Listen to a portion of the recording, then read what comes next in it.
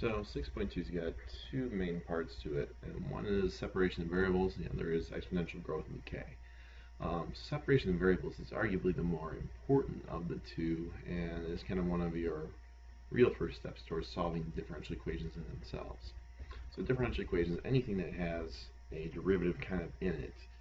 A lot of times you see this as y prime as well, kind of like you're used to, but you're trying to solve that equation, which means you're trying to figure out, without any y primes or any derivatives in there, what would the function look like.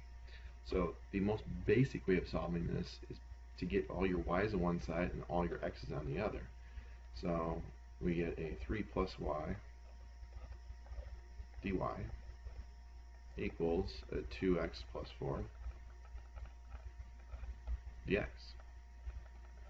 Okay, now it would be nice if we can integrate both sides, and hey, look at this, we can. So we get a 3y plus y squared equals a 2x squared.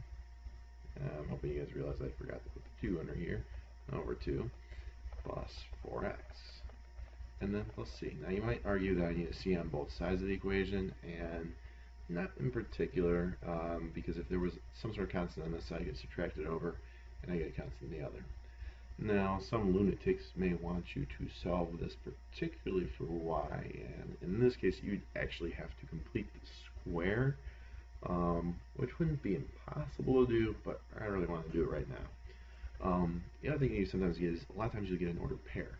So let's say we have the initial condition 1, 5. So if that was true, I would use that to then find c. How would I do it? I plug in for 5 for y, so I get 15 plus 25 over 2 equals, well, 1 for x, so we get 1 plus 4 plus c, and so I should have picked different numbers, but that's okay. So that's 12.5 plus 15 would be 27.5, I believe. Sorry if I'm wrong, but I don't think I am. Equals 5 plus c. And so then my c would be 22.5. So I can replace this with a 22.5. So sometimes you'll get that. A lot of times in the AP exam, you'll actually get an ordered pair to plug in afterwards. So that sounds really easy, but sometimes it's a little tougher. So like in this case, it looks like you'd want to make, just put the y's on the right and the x's on the left, but you can't. They're upside down. So what you have to do is you have to have dy on top. You can't have dx on the bottom underneath the x's, which is unfortunate but true. So we kind of have to put the dx's on this side and the y's on this side. So you get dy over y squared plus 1 equals dx over the square root of 1 minus x squared. So now what we get to do is we get to integrate all sorts of fun stuff in this section. So all the integrals you ever learned could come back to haunt you right now. So if you had trouble with that, bad news is it didn't go away, and the good news is you get to practice it again.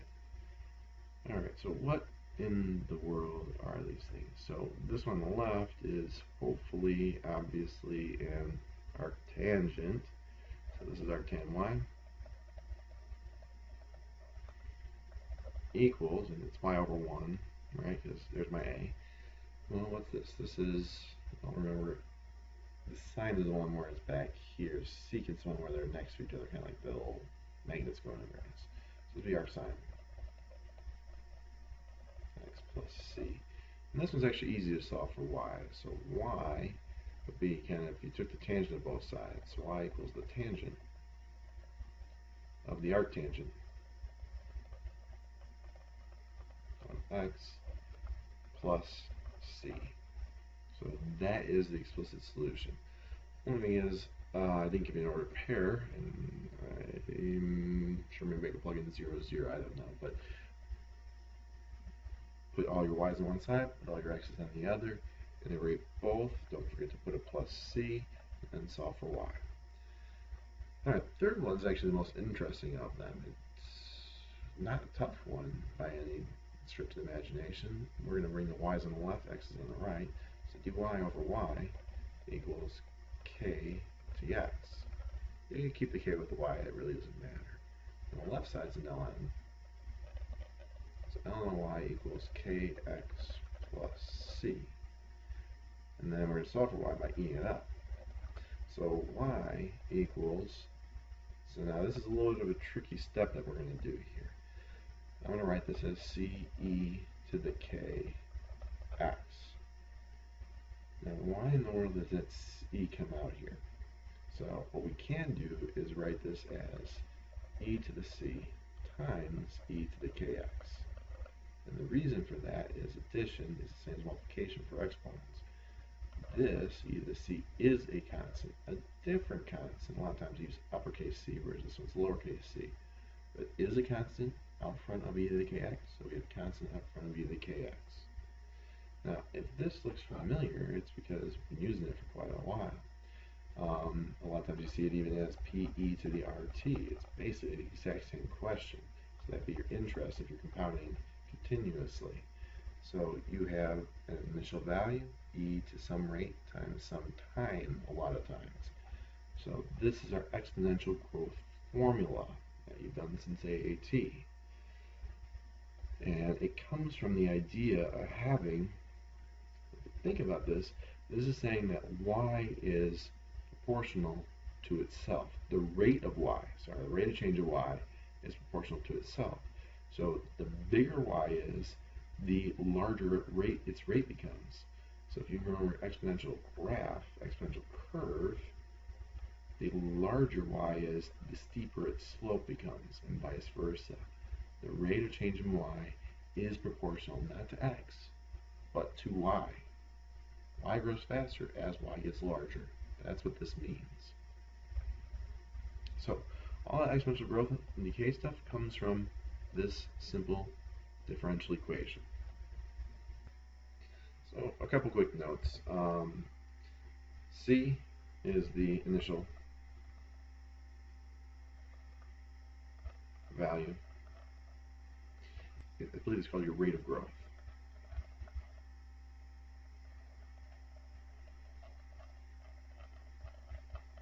Now what's more important, if k is positive, you have this as a positive exponent then, and it keeps your e in the top, and it's exponential growth.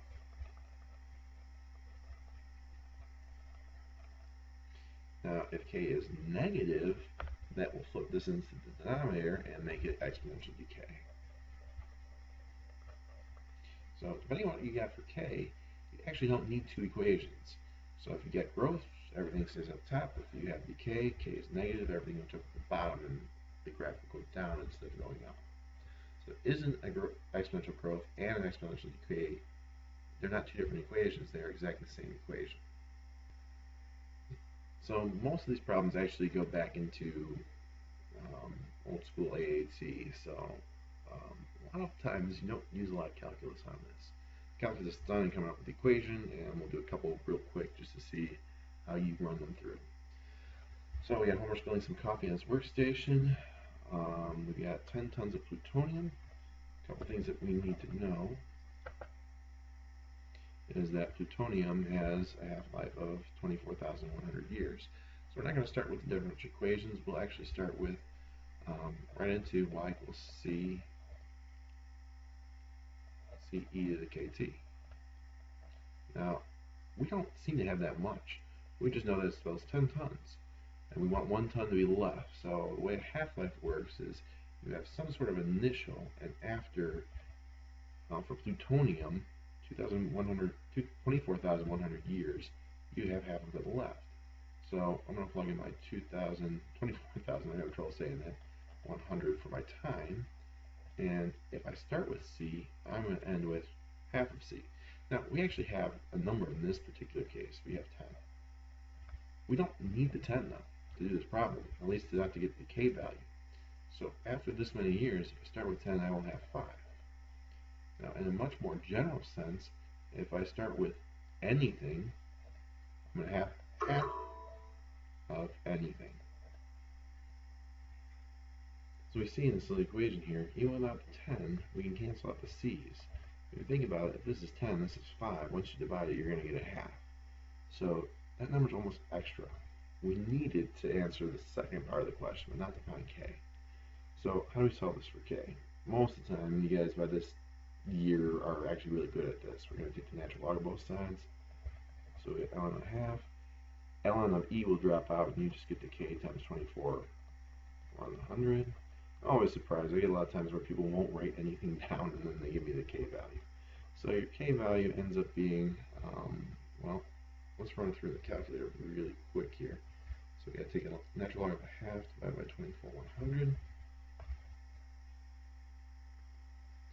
So ln of 0.5 divided by 24 100.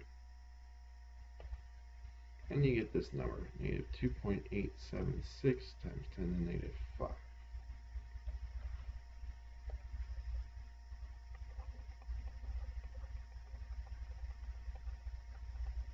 And notice it's negative, and that's because it's decay. We have exponential decay. Now the question is, how long will it take for only one ton of plutonium to be left? You know, I'm blocking it with this calculator picture here. So the way we solve that is we started with 10, right? E. We now know what k is. I'm not even going to bother to write that, but it's this number. We don't know the time. It's not the 24 100. We got to figure that out. And we're going to set this equal to the 1 ton of plutonium. So divide the 10 over, we get e to the kt equals 1/10, right? So how do we solve this? We take the ln on both sides. So the ln of e to the kt just gives me kt equals ln of 0.1. Oh, jeez. I guess that's still true. And then we're going to divide that by k. And we got it. So we got to go back to the calculator. We're going to take ln of 0.1 divided by our k. So ln 0.1 divided by, and I'll just use the answer button. And it will take 80,058 years for there to be 1 ton of plutonium left. That's a long time.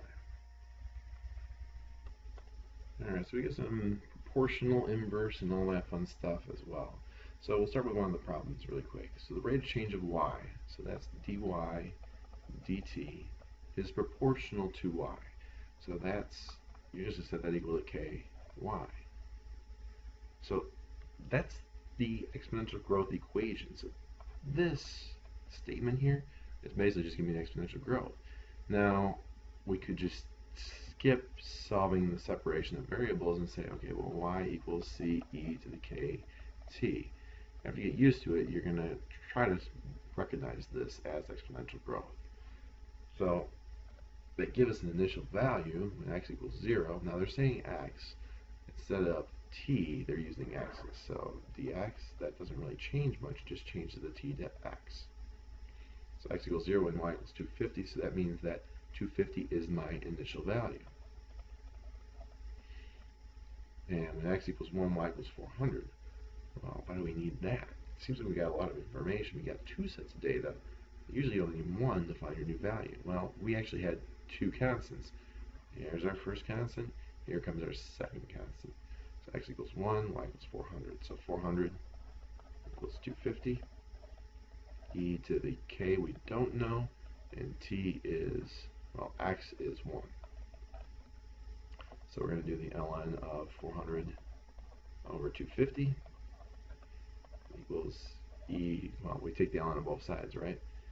It equals just k. Okay, so that's our k value. Toss in the calculator if you want a decimal. And what's the value of y when x equals 4? So y equals c, which is 250, e to the k, which is, well, I'm just going to write k, and x is 4. So now we can just toss this in our calculator. So 250 e to the ln of 400 over 250 times 4. Now I would be a little bit leery of doing this, like trying to cancel these ln of e business because that times 4. I probably would have just figured out what that is a decimal, multiplied by 4, and tossed it in. But there probably is some way, and I'm thinking about it being maybe doing it like this. So but it's still the same idea.